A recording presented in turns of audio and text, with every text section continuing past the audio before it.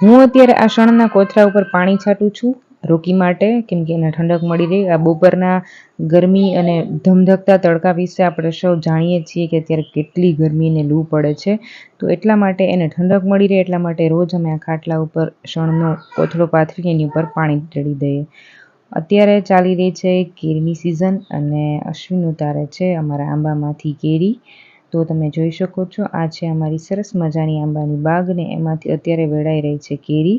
હવે થોડું લાસ્ટ છે તો રીશુને પીવું હતું ચીકુ શેક, તો મેં બનાવી દીધું અને જો અત્યારે ભાઈ પીવે છે બે હાથે પકડી કપ ને ચીકુ શેક. અને આજ મેં બનાવ્યું છે ભરેલા કારેલાનું શાક, જેનો વિડીયો ફૂલ આવી ગયો છે. અને આજનું વાતાવરણ તમે જોઈ શકો છો કેટલું સરસ છે, એકદમ ઠંડો ઠંડો પવન વાય છે.